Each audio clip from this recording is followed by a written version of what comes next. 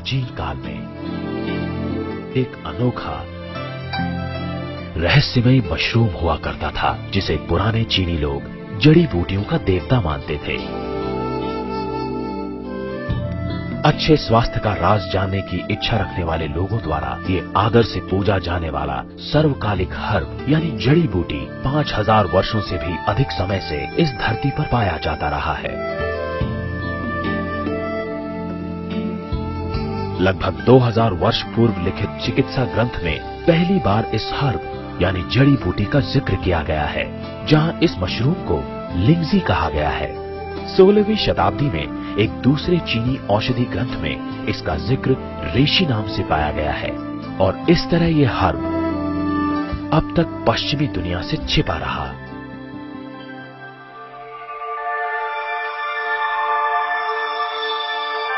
इस महत्वपूर्ण हर्ब को आज हम गैनोडर्मा के नाम से जानते हैं।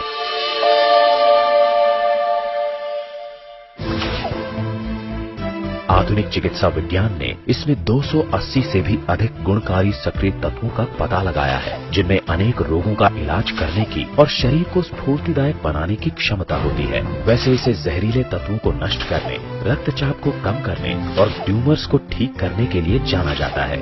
इसमें जीवाणु, विषाणु और अन्य सूक्ष्म जीवों से लड़ने की अद्भुत क्षमता होती है।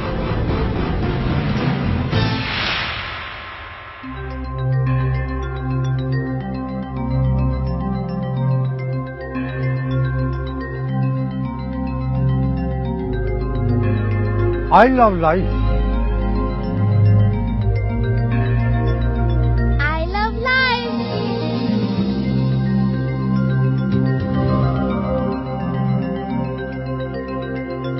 I love life.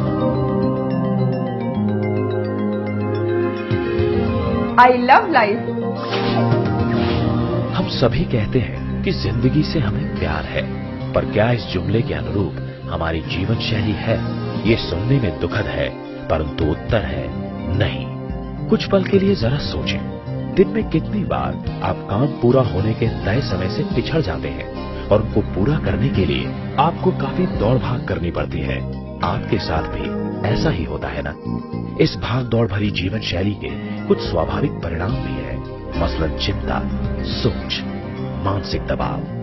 रही सही कसर पूरी करती है हमारी भोजन शैली, जो दर्शाती है कि हमें अपनी जिंदगी से कितना प्यार है। हम अस्वास्थ्यकारी फास्ट फूड, मसालेदार भोजन और ऊट पटांग पता नहीं क्या क्या खाते रहते हैं। यही है हमारी आधुनिक जीवन शैली, जिसे 3 शब्दों में बयान किया जा सकता है: शीघ्रता, चिंता और मसालेदार भोजन। और यही हमारी जिंदगी की कहानी है। युवा अवस्था में हम पैसा कमाने की जल्दी में रहते हैं और अपने स्वास्थ्य की परवाह किए बिना भौतिक सुखों के पीछे भागते रहते हैं और बुढ़ापे में सारा पैसा उसी स्वास्थ्य को पाने और बचाने के लिए खर्च करते हैं। ये कैसी विडंबना है। तनाव,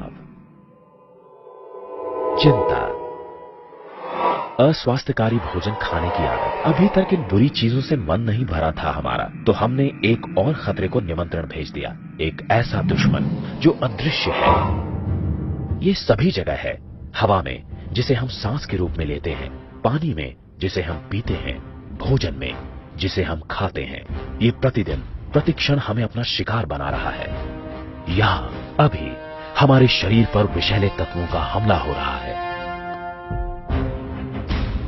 आपके चारों तरफ वातावरण में प्रदूषण फैल गया है, आपके भोजन में रसायन है, आपकी दिनचर्या में चिंता और तनाव शामिल हो चुके हैं। इन विषैले तत्वों से आपके शरीर में इनकी और वृद्धि हो रही है। आइए हम गहराई से समझते हैं कि इन विषैले तत्वों से कैसे हमें क्षति पहुंच रही है। विषैले तत्वों की मौजूदगी से हमारे चारों तरफ वातावरण में मुक्त रेडिकल्स में वृद्धि होती है। मुक्त रेडिकल्स हमारे जीवन की आधार कोशिकाओं पर हमला करते हैं और इन हमलों से हमारे शरीर और इसको संचालित करने वाली प्रणाली को विचलित करते हैं और मॉलिक्यूलर लेवल पर क्षति पहुंचाकर बाधित करते हैं। इस तरह की क्षति के परिणाम घातक हो सकते हैं। इस प्रकार कोशिकाओं के नष्ट होने से ऑक्सीजन की आपूर्ति में कमी आती है, उम्र बढ़ने की प्रक्रिया तेज हो जाती है, रक्त का प्रवाह अनियमित होता है और शरीर में अतिरिक्त वसा का जमाव हो जाता है। फलस्वरूप सभी मानव अंगों पर दबाव पड़ता है, पूरी प्रणाली असंतुलित हो जाती है और सामान्य जीवन प्रक्रिया बाधित होने लगती है। निश्चय ही जीवन तंत्र चरमराने लगता है। धीरे धीरे शारीरिक प्रक्रिया का ह्रास होने लगता है, फिर बीमारी और अंत में मौत।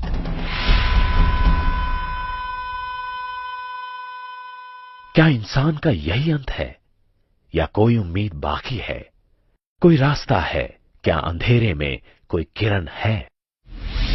हाँ, एक है।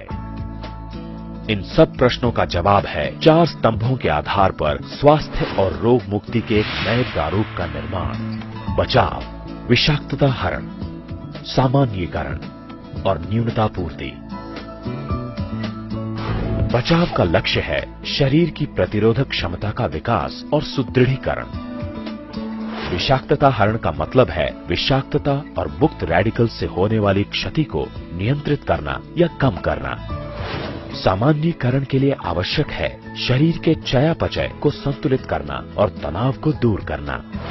न्यूनता पूर्ति का लक्ष्य है शरीर को उचित मात्रा में पोषक तत्व मुहैया करवाना। प्रश्न उठना स्वाभाविक है कि आखिर कैसे इन स्तंभों पर अपने जीवन का निर्माण करें। आधुनिक चिकित्सा पद्धति ने इन प्रश्नों का उत्तर खोजने के लिए अथक प्रयास किए हैं और अंततः प्रकृति ने समाधान उपलब्ध करा ही दिया।